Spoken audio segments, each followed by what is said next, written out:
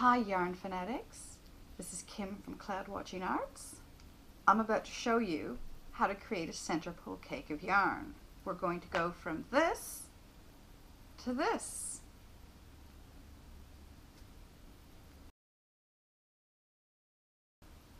You will need store-bought yarn. You will need a yarn holder of some description. This one is available from Spotlight in Australia, but you can use anything, even a plastic bag or an old Tupperware container.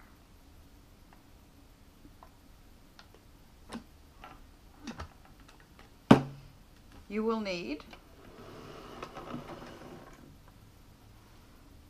a yarn winder. I recommend you get the one that's on an angle because it winds better. You can get these on eBay, and some local craft stores or yarn stores supply something like this. You will need a crochet hook and or a hair clip.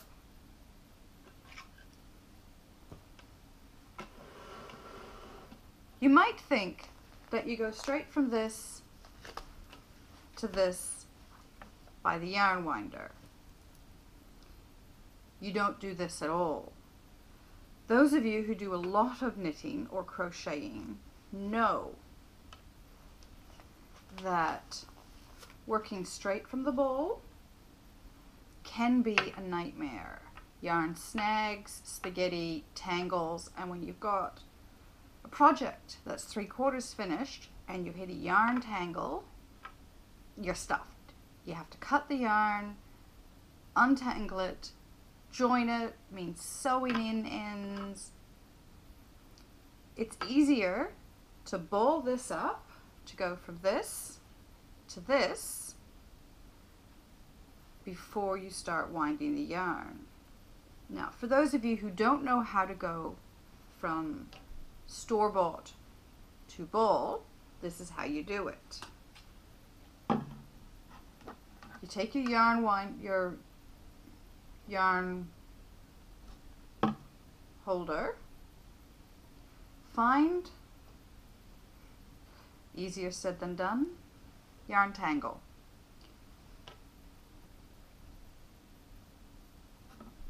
Find the end,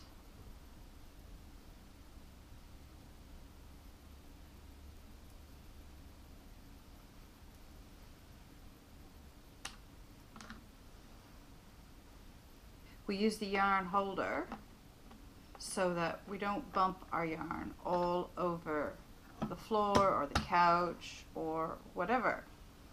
I personally find it best to work with the yarn winder below me, but for the purposes of this demonstration, we'll have it sitting right here. You want to avoid tangles of your own, so your initial wind, you don't want too many in this direction. 3 or 4 is fine. Pull it off your fingers and then start winding. And really, this is what you do. You get to a point where it's starting to form a ball, and then you change direction. And when you got to the point where your yarn is starting to look like a square or a rectangle, you can see here we've got a nice little square or rectangle going here. That's when you start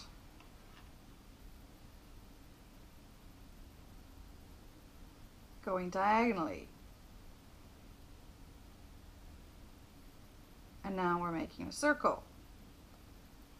And once you've got your circle going, you just keep walking your fingers around the yarn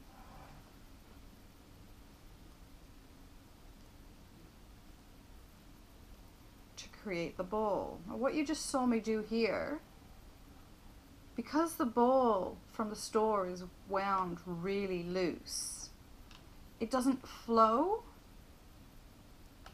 So there's always stops and starts, which when you're winding the yarn makes for uneven tension in the cake.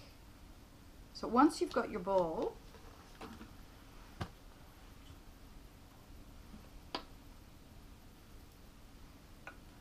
you put it back in your yarn holder.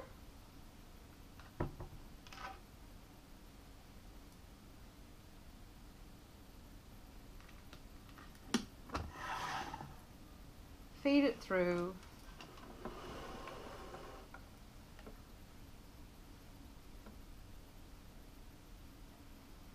Through the yarn support here. Now, I like to do a double hold, but you can do whatever you want. But there will be grooves in the center of the spindle. You can see them here, grooves in the center.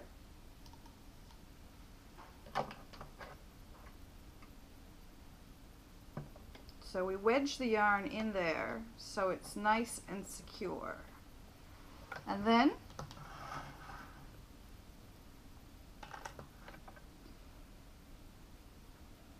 the yarn handle for the winding is best done in a clockwise direction. You're winding to the right. You want to wind at a slow, steady speed. If you go too fast, the wind ends up all over the place, tangled in the gears, flipping off the top. If you go too slow, there's not enough tension.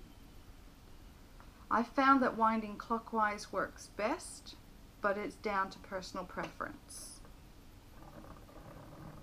And then it's just this easy.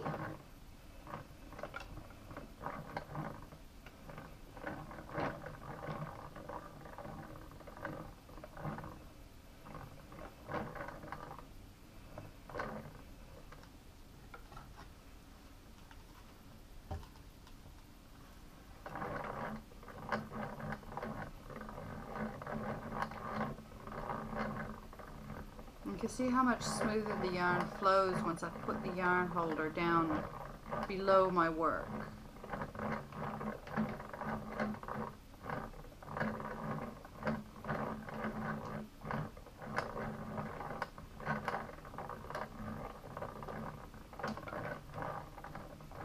And now we're getting to the end of our ball.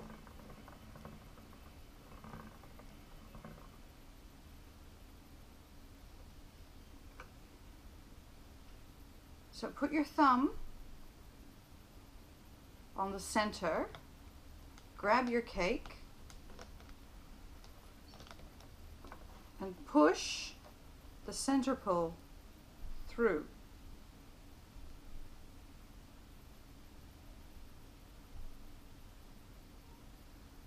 Now the crochet hook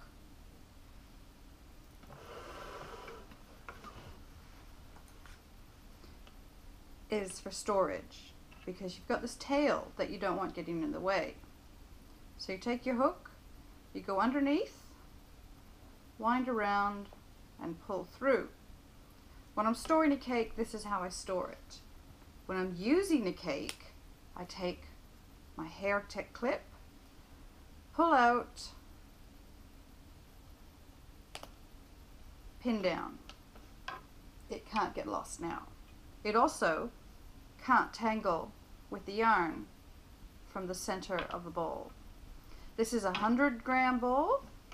This is a 200-gram ball. 200-gram is 8-ply acrylic. A 200-gram ball of 8-ply acrylic is about all that will fit in this distance here. Now that you know how to do it, you'll never have to worry about tangled yarn again.